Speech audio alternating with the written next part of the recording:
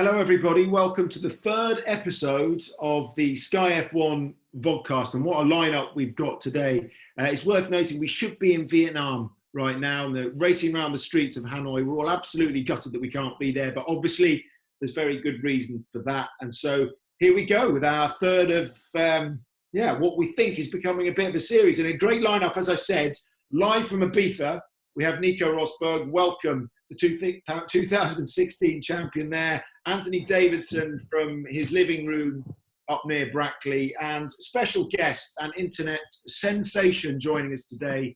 It is a warm welcome to Lando Norris. How are you, Lando? You look resplendent. What a haircut, and great cause as well. How's it feel? I don't know about the haircut, to be honest. It feels weird. It's different. I don't think I look great in it, but like you said, it was for a good cause in the end of the day. So I'm not that fussed, and I'm probably going to have to stay in my house for quite a while longer. So by the time we get to race one, I'll probably look exactly the same as I did when I attended Australia. So it's going well. Enjoying myself, having fun. It's kind of the same thing every day: training, simulator, playing games, whatever I can. But that's about it, really. For those of you that don't know at home, Lando shaved his head off for a good cause. Just explain why you did it, and then I'll come to why you didn't exactly shave it all off and only went for a grade 4. I thought it was going down to the bone. I thought that was the deal, but just explain how we got here. Well, it was all for a good cause. It was for the fight against COVID-19. It was for StreamAid, which was a partner or hosted by Twitch, which is where I do all my streaming. And I think we managed to raise in the end something like, not myself personally, but something like 2.7 million or 2.8 million, which was pretty cool. And I played a small part in that, which I was very happy to do. But my 10K goal, to the amount to get to 10K was to shave my hair off. I didn't say whether I would be bald or how much I would shave off. I just said I was going to shave some hair off. And everyone obviously assumed I was going to be completely bald by the end of it. But I don't know. Maybe I'll get to that point. I need to kind of stay with this for a while and get used to it, and maybe eventually, or for another stream I do, it'll end up being bald. But it was for the fight against COVID-19 and helping the people which are struggling more. Lando, do you know, it's really awesome that you did that. It's so cool. And thanks to everybody who's watching who also donated. And do you know where the money is going to go to more specifically? What the primary focus of the funds are going to be? Do you have an idea? I don't exactly. It's wrong question. But anyways, we know it's going to be. Yeah, you're trying to catch me out here. Chunks of good.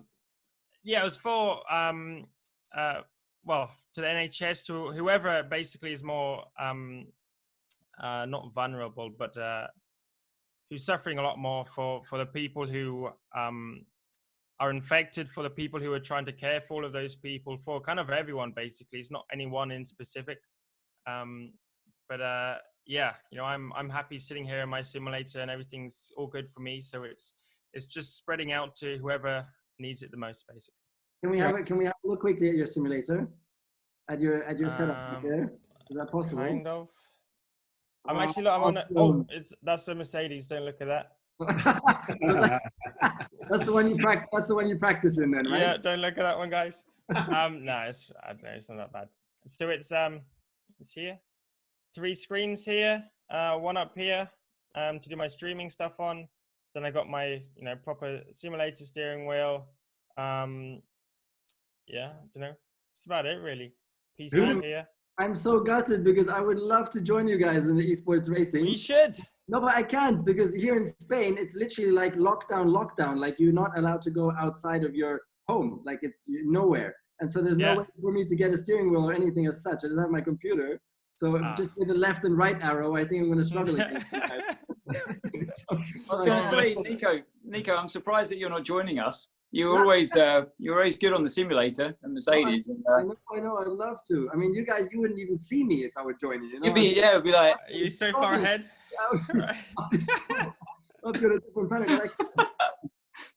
It's quite a lineup. Let me just say. So this is like for Sunday, the F1 official esports race, which is effectively for Vietnam, but you race around Australia, right, Lando? Yeah. Yeah. And you've got Charles Leclerc, Alex Albon, George Russell, Lando Norris, Nicholas Latifi, Antonio Giovinazzi is just joining. And I think, here we go, bit of an exclusive. Your partner on Sunday, part of the McLaren team, is going to be Jenson Button. Wow, it is. That is it. Jenson is going to be. He's been practicing hard with Ant last night. I know he has. He joined a race the other night on iRacing, and he was surprisingly quick. Like for the limited amount of time that I'm sure he's had on it, he was pretty good. So I'm sure come Sunday he's gonna. I mean, hopefully he can be a team player. He told me that he qualified 42nd out of 50 people or something, Lando, on that race. Is that right or not? I don't know. I'll have to double check that. Maybe he's playing it down. Like it might have been out of 43 people or something. So, he was not bad. I think these different games are not easy to get used to, and they're all quite different. Although they're just driving a car. In the end of the day, it's still how you're driving, the physics of the tire model. A lot of different like tips and tricks you need for each car, each program, each track. So yeah, for him to kind of jump on and go against me and a lot of the other guys who spend hours and hours and days in the last couple of weeks on it, he did pretty good. Let me ask one question. Sorry to stop, Nico. Let me ask one question about Max though, because Max is, he's all over this, and you guys compete each other on a different platform, right? On Redline. Yes. Why will he not come on this? I mean, is he running scared at the moment? What would your message be to Max? Absolutely. He is. Absolutely.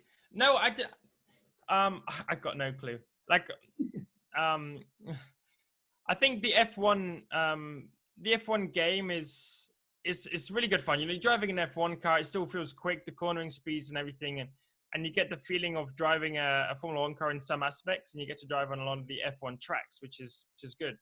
But then you have some of the other programs like iRacing, which is one we compete against each other on, and there's just more variety. You can do GT cars, you can do single seaters, you can do a lot more different stuff.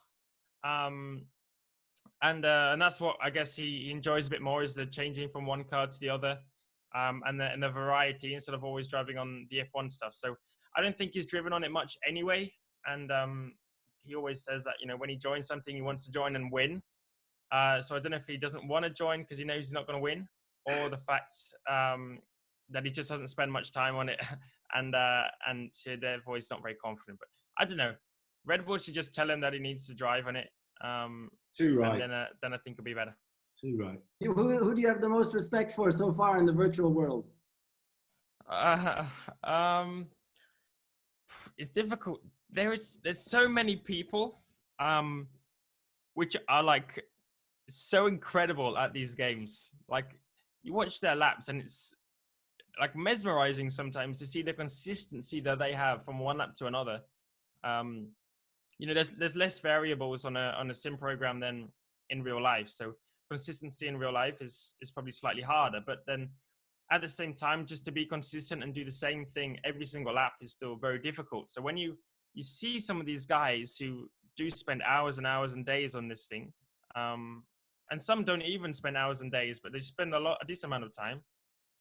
The accuracy to every curb, every apex, every single lap is pretty impressive. Even like, coming from me, who, I guess I can just say that because I drive in Formula One, and therefore I can kind of say it. But then, it's something when I watch it, like puts a smile on my face to see how competitive and how accurate these guys are.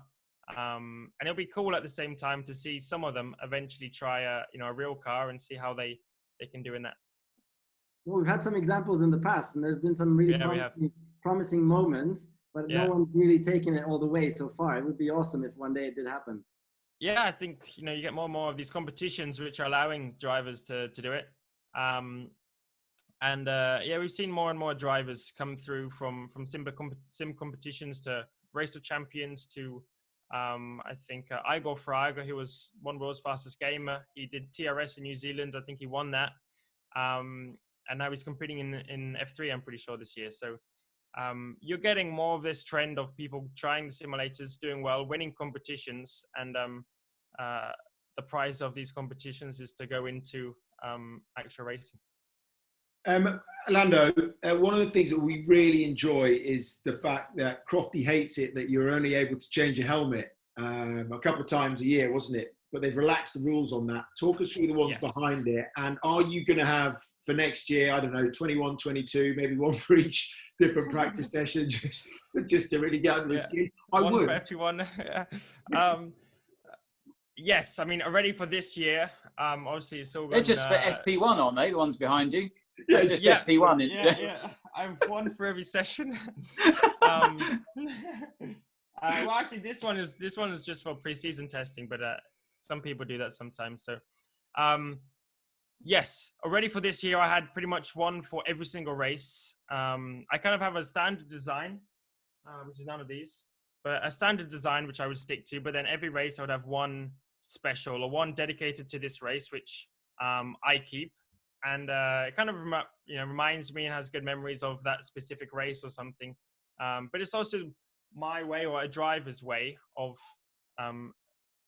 in a way, expressing themselves, but also just to kind of keep memories of things that go on throughout the year. So this year and 100% for next year, that's my plan. Every race, a new shiny helmet. This just in, Nico, because I've got a little chat screen coming up here, and I've just been messaged by one of my producers. This is hot off the press. F1 is now working on getting Nico a simulator to you in Ibiza, so you can be part of this for the next one. Look at that. Look at how quickly things are sudden info. Amazing. Yeah. Okay. I don't know how they're going to get it to you. I'm sorry, Lando. I didn't want to scare you live in this show. No. It wasn't me who put that message through. Huh? That's great. Well, you're part of it. You and JB now. We're going to get everyone involved because there's Johnny, there's Anne. It's brilliant to see. Right. What about you, Simon? Not me. Honestly, no. I'm terrible. No. But what I am going to do is I'm going to watch you and comment and give you a few Twitter questions because they've been piling in. Obviously, as I said, 1.3 million fans on Instagram. Vittorio's asked favourite karting memory and when did you realise your dream of being an F1 driver could come true? That's to me. That's to Lando. But I've got some for you later, Nico. So hold fire. So my greatest karting memory was. I'm gonna have to say the World Championship. I think just because of it being the World Championship, I had a lot of good memories and a lot of things I loved about karting. Karting was one of the best times in racing because it's so much more relaxed than car racing in a way. And you just have so many memories that you keep from karting. So I had a lot of good times, but I'm gonna have to say the World Championship 2014 was my greatest memory. And when was it? When did I first believe I could get into F1? F1 driver. When do you think you're going to be one? This is a difficult question. Everyone, I don't know. I didn't always believe in myself like that much. I believed that I was good and I could progress and get close to F1, but getting into F1 is one of the toughest things you can do. So you're going up against so many other world-class drivers from around the world. Thousands and thousands of drivers. So to be one of them is pretty special. And you have to be quite unique and have a lot of talent to do that. But I don't know. It wasn't until I guess around F2 or F3 really when I started believing it. I think if you can win in F4 and Formula Renault and stuff, you're still too low in the chain of Formula racing to really know if you can make it to F1. So I think I had to kind of wait till more F2. And when I started doing the F1 tests, when I did some of the FP1 stuff, that's when it kind of gave me a bit more hope and belief in myself that I could do well. I think, nothing beats doing it for the actual time, which was FP1 in Monza, FP1 in Spa, going up against the drivers rather than just being in a rookie test or something and not really knowing. But being in FP1, doing my time, seeing what I was like compared to Fernando, compared to Stoffel, that was the first time it kind of gave me a bit more belief and faith in myself that I could get to Formula 1. Brilliant. Well, like a couple more before we go. There's a lot on Twitter that have been asking about the fact that McLaren and a lot of the staff are being furloughed, and you yourself have taken the decision to take a pay cut. Can you talk us through how that happened and what it means for the team over the next few weeks and months?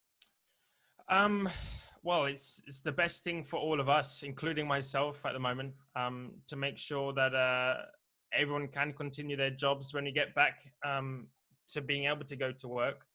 I mean, it's a sad time that so many drivers, but also staff and everyone in Formula One, but of course for myself and personally to McLaren.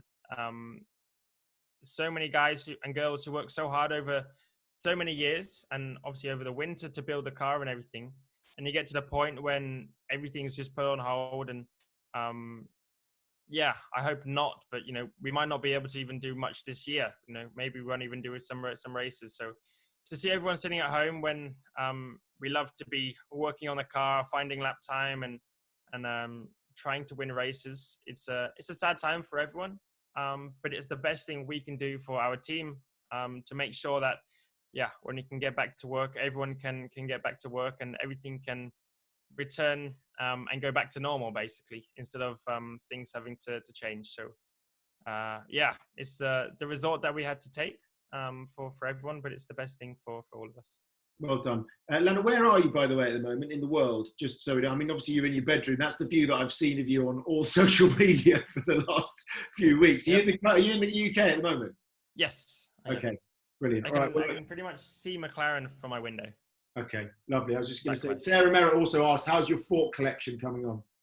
My fork? Your fork collection. Do you not remember? She asked you about, you only had one fork in your house. I saw you coming out in McLaren MTC after the launch, and he was carrying a fork. And he said, look, I've got a fork. So what do you mean you've got a fork? Apparently he didn't have anything at home. So I hope you've expanded it, have you? I have. I'm up to, I think, 5 forks now. Congratulations. I only had one fork. I don't know where they all went. I lost forks somewhere. Don't know what McLean is doing. I don't know if they're taking any, but I was down to one fork, and I very kindly got given some forks by some fans, and I went out and bought a couple of forks as well. So now I don't need to use one and clean it and then use it again and clean it and use it again. I'm sure. A bit more time to use a couple. You're furnished with forks. Okay, last one from us. If we get this above 250,000 in the spirit of, camaraderie, yes. One member, if we get this 250,000 views on Facebook, one member of the Sky F1 team to shave their head? I got it. Who? Simon Lazenby. Oh, you see that? You said Drew Chandler. I knew this was going to bloody happen. He's been winding you up. Okay. Look, Simon, it was my choice. And I've chosen you. I'm sorry, but 250,000 then. It's a deal. Yeah, I'm going to tell all of my fans to go in. Okay. All right. Was it likes or shares or what? Don't care. I don't care. But maybe I won't go all the way off. Maybe I'll just do what you say. I'll just do slightly involved. Yeah? Yeah. All right. Lando, thank you, mate. We appreciate your time. No problem. Good luck in the race on Sunday and enjoy going with Jensen. Appreciate it. Lovely stuff. Thanks, mate. Thank you very much. Have a good day, guys. Cheers. Nico, there you go. Stitched myself up there, didn't I? And I knew that was good enough. That didn't really work out, did you? It didn't work out, but I knew it was not going to work out. Okay, let's move on to you, Nico. Now that is quite a challenge for you, that isn't it? If we can get you a simulator, that's going to be quite exciting. Yes, no, I am very excited. That's going to be really cool. And I'm going to make a charitable twist on it as well, to raise money in a similar way that Lando did, certainly. But the problem is the airport is closed. So I'm really I'm interested to see how they're going to get this simulator to this island here. I mean, I don't know, boats? I don't think there's any boats going either. So it's going to be a rather big challenge. Well, you're allowed one form of exercise a day. So it's for someone on a boat. We're not. In Ibiza, it's proper like... No. Well, it's a challenge, and it's a logistical challenge. That's Amazon. We could just get the biggest Amazon package of all time, but even they can't get in, I suppose. You're right. Maybe they can make it happen. There must be a sim on the island. Right, we've had a few questions in for you as well, Nico, on Twitter. If you could have one driver, this is from Tom A, one driver back on the grid to race against, this was in your time, from history, who would it be and why? I would love Juan Manuel Fangio. because I would love to see if he would be just as spectacular in our time now as he was back in those days under completely different circumstances, you know? So that would be super interesting. Yeah, there you go. I'm sorry. People are winding me up on this chat about the hair thing at the same time. If I'm seeming distracted, what's the most bittersweet moment of your career? Losing the World Championship in 2014. No, 15 actually. 15. 2015. All right. Yeah, I can understand why. Three races from the end of the season. Rubbish. Write it off. Most annoying driver that you've ever raced against? Max Verstappen. That was a quick one. but I'm a huge fan of his. Like he's an amazing driver and so good for F1. So much fun to watch. But my God, having him around in the races, like the risk of a DNF for myself increases like tenfold. And on my way to the World Championship, I had him around me every single race of the last 4 races. And he passed me, I think, on 3 of those 4 races, like in a tussle, you know? Oh my goodness. Yeah, I can imagine he's annoying. I remember talking to you about him in Monaco, and at that point, you'd clearly not let it go. But there you go. He's one of those drivers, isn't he? He's going to get his elbows out. You know what you're going to do. Yeah, but awesome. That's what we want, you know? That's exactly what we want. I'll move on to you. Don't leave you out. Julie's asked you, can we get the inside story on how Fernando stole your WEC seat? I was probably just the easiest one for them to push aside. Basically, they wanted him in the car. So I think I was the only driver without a driver manager. Probably the easiest one just to push aside. I was on a 3-year deal at the time as well. And they probably thought, if we... he's probably the easiest one to move aside. I mean, he had to come in, basically. So it was going to be one of the top 6 drivers there. And, unfortunately, it was me. But like I say, some drivers were only on a 1-year deal. I was on a 3-year deal, so I continued to work for the team in different forms, sim driving, development work, some road car stuff as well, which was quite interesting. But yeah, clearly, I wanted to be racing, but like I say, I was probably just the easiest one to get rid of, or not rid of, but just to move aside, should we say. But did you cash in on the full amount until the end of the 3 years, plus a penalty? God, yeah, of course. Yeah. Of course, okay. At least that then. Like I said, I'm still working for them. So I get an opportunity to do this every day, Anne. There you go. Yeah, I did spot that just before coming. I thought, I can't believe you got that just to taunt me there in the background. Thanks. It's just a bait. It's to bait a few people. I've got one. Yeah. It's this one. Yeah, Nico. This is. What do you think of the? You can wear it when you get your hair cut.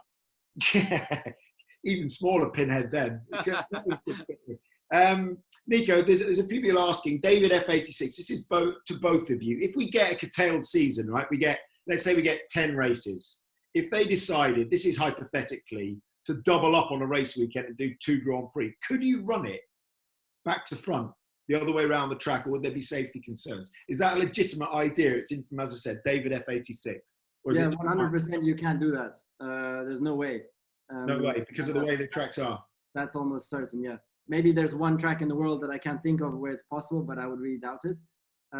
But nevertheless, having 2 races on a weekend, I think would be awesome. 2 qualifyings in the morning, 2 races in the afternoon. I think all of us fans would absolutely love it. So if push comes to shove, I do hope that they consider that solution. What do you think, Ant? No, totally agree with the second comment there, Nico, because if you even look at F2 races, for example, you have the same guys in the same cars, same track, and from one day to the next, in 2 different qualifying sessions and 2 different races, you can have a completely different outcome in both quali and the race. So I think you could run the same circuit multiple times and have a different outcome every single time. So yes, it would be good to see that. But in terms of running it the other way around, it would be, the FIA take into consideration all of the gravel traps and runoff areas and barrier distances. So stuff like, imagine Zandvoort bombing down the straight the other way into that banked corner with a wall facing you going into there. I mean, you can't do that. And I have another question, because you're driving the sim at Mercedes, so you've driven the magical, mysterious DAS system, which is their adjustable steering device there. Can you give us the world exclusive, like an extra bit of info there? How excited are they about that? Is it just like, hey, we're going to try it, let's see if we learn something? Or we're like 100% sure this could be a step, we've got to get it on the car? Which one of the two is it? Well, unfortunately, I can't give you the world exclusive. I think it's been done to death already. But now I have driven it just once in there, but that was just purely just to test the functionality of the thing, which does feel a bit weird. You know, to have the steering wheel moving forwards and backwards it does feel a bit weird, if I'm honest. But in terms of the specifics of what it does and how it affected things, I wasn't doing that day when I tried it. It was literally just the functionality before they went to Barcelona. There you go. Can you still work with the team remotely when the shutdown is over? And how's it work for you as a sim driver now with Merck? Yeah, so I was going to ask Lando the same thing, actually, seeing as he's so close to the factory. Has he been doing any sim work? Obviously, it is a job that you can carry on doing.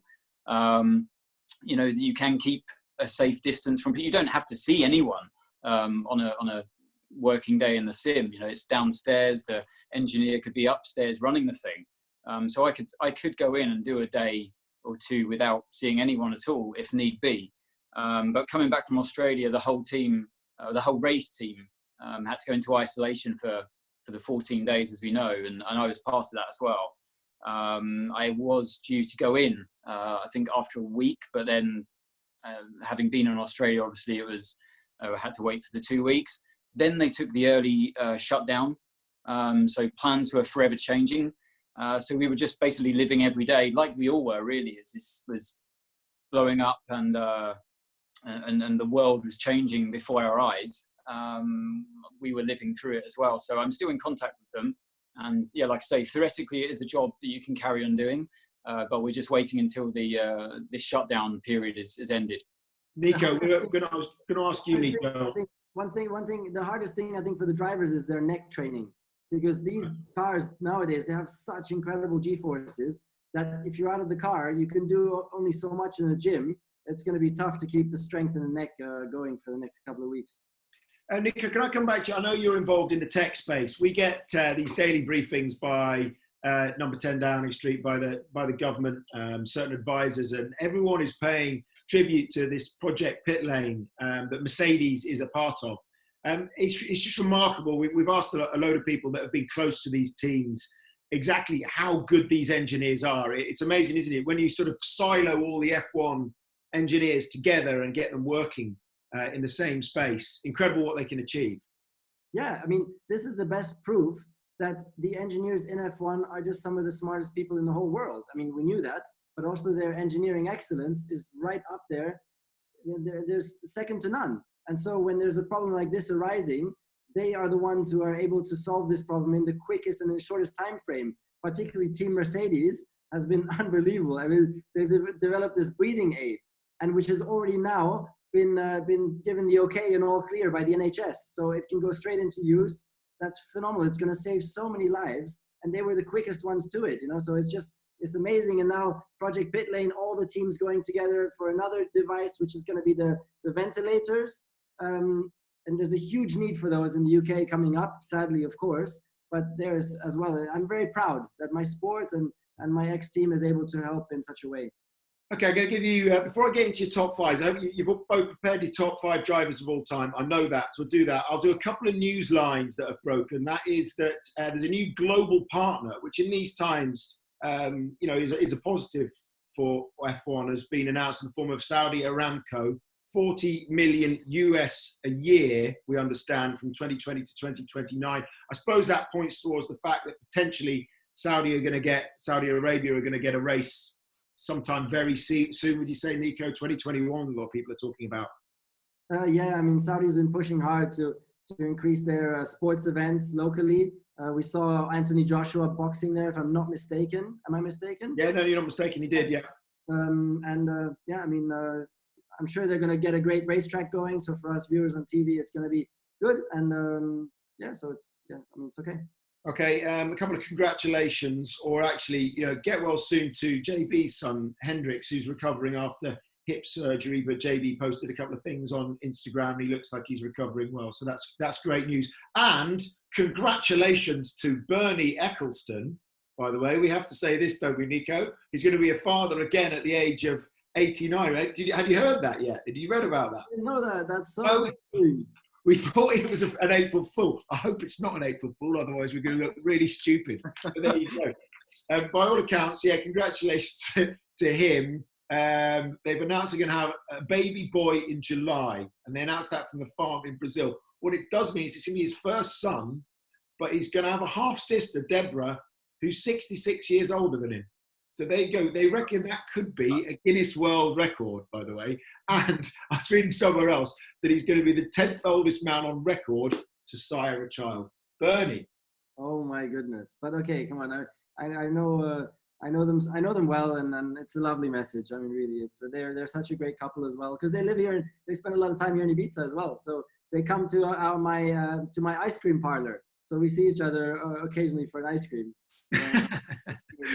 No, it's great news. In typical Bernie fashion, I haven't had a job for a while, so I've had plenty of time to practice. There you go. I mean, I shudder at the thought. I really do. All right, guys, before we go, Anthony, could you please tell me your top 5? I'll start with you. Top 5 drivers of all time.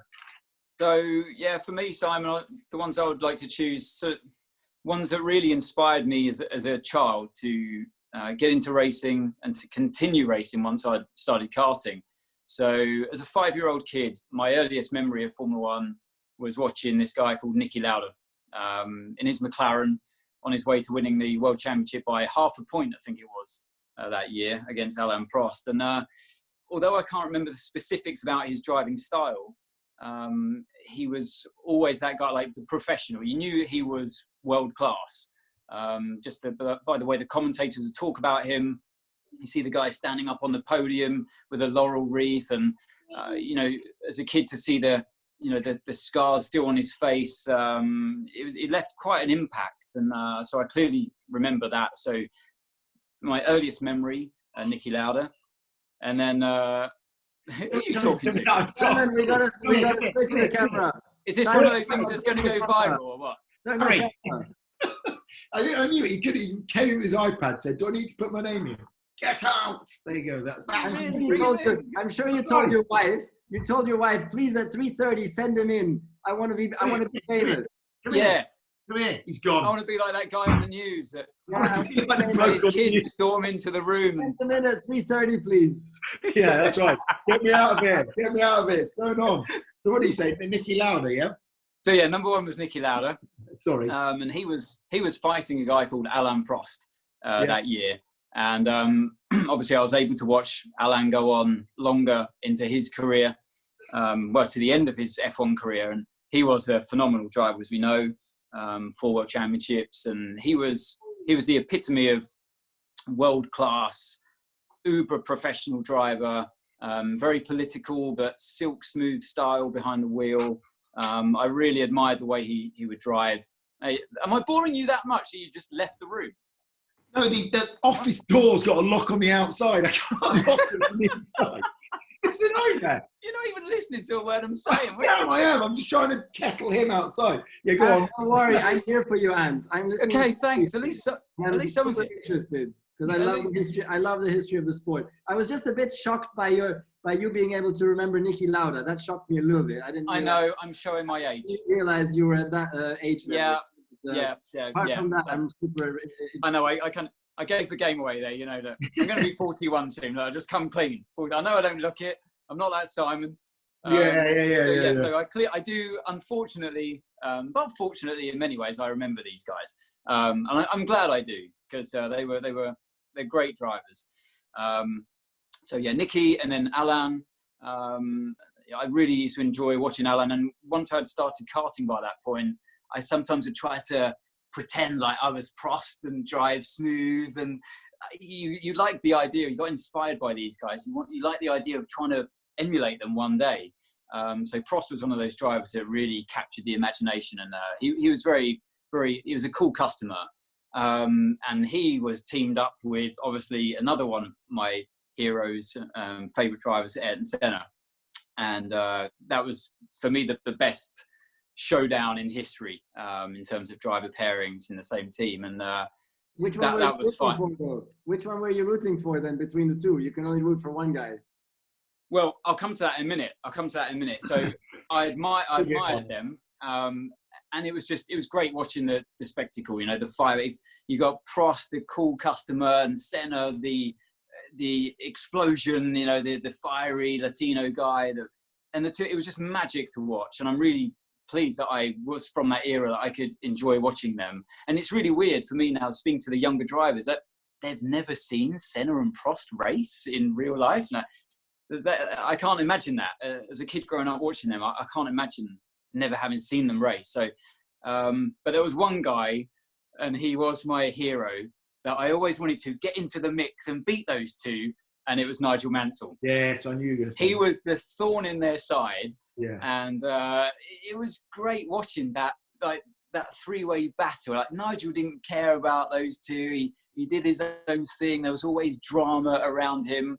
Whatever he did, you know, it was a great showman. Yeah, like I say, there was always some kind of story surrounding Nigel, and he was a gutsy driver, really gritty, super brave, and would really take the fight to those two.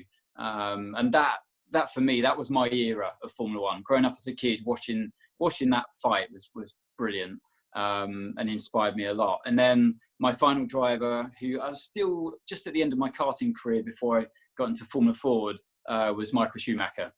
I'll never forget that moment when he arrived in Spa in that green Jordan with a 7-Up livery on it, and he just appeared out of nowhere, it seemed, at the time. The media coverage wasn't as good as it is today, and I remember just watching Spa, and this guy was 7th on the grid in a Jordan. And you know, that's like the equivalent today of seeing someone, their first ever race, jump in, say, like a Alfa Romeo and be P3 on the grid for the first. It was sensational stuff. Really, you know, it blew people away, and we all know what he went on to do in the sport. So yeah, that's my top 5. Brilliant. I clocked that in at 7 minutes 50, so we'll have to trim that for the final. Yeah, we're good, solid explanations. A lot of it was partly because of your lack of office skills and not wanting to bring your family into, which we would have loved to have seen. Yeah. No, I don't. Give me a break. Exactly. Give them a break. Right. Nico, your go. So I go for Schumacher. I was with him. He's just a complete all-rounder for me, best of all time. Then I'll go for Fangio. Then I'll go for Senna. Then I'll go for Hamilton.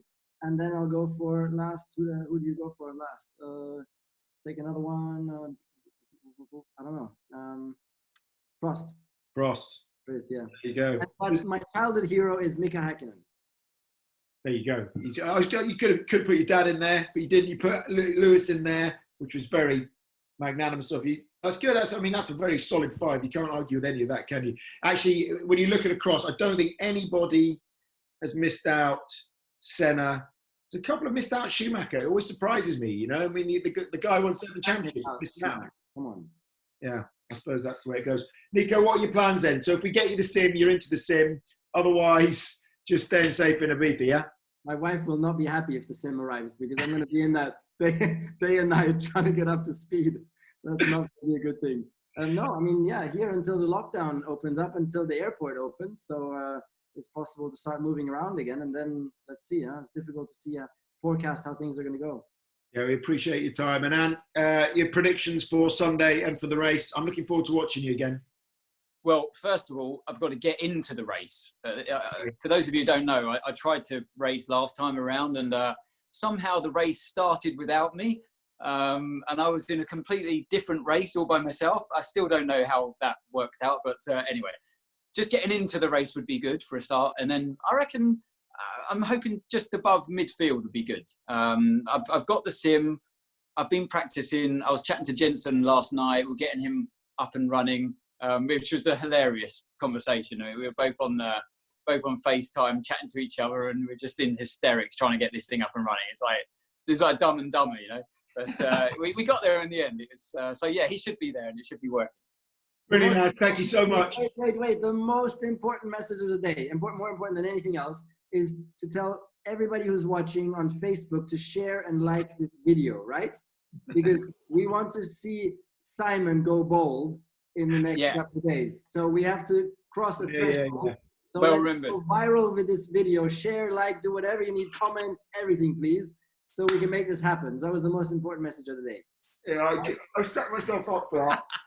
I'm not happy, but it is looking a bit long at the front, though, mate. Is it? You're getting a bit of a Tintin look about you. Can I just say that before the call, Simon said to all of us, "Hey, make sure to vote for Karun. Huh? We want to shave his head." Yeah. So it backfired a little bit, Simon. Can I just say that? A few lessons in how politics work, I think. Karun's the hairiest man on the team. That's why we wanted it to happen. But there you go. I've stiffed myself. Nico, thank you. Appreciate it. We'll let you get back to your wife and children in Ibiza. And thanks very much. Both of you stay safe. Obviously, stay inside. Just a reminder, the Virtual Grand Prix is on Sky Sports from 8 o'clock. Johnny Ant, Jensen, Lando, and many others. And a bit of a treat for you on Monday. We're hoping to a Red Bull special because Alex Albon is racing alongside Ben Stokes, and we've put in the call, and we're hoping we might get Ben Stokes, World Cup winner, on this as well, to sort of do a bit of cross-pollination across the sports. Thanks, everybody. We'll see you soon. See you on Monday. Have a great weekend. Bye-bye. Thank you.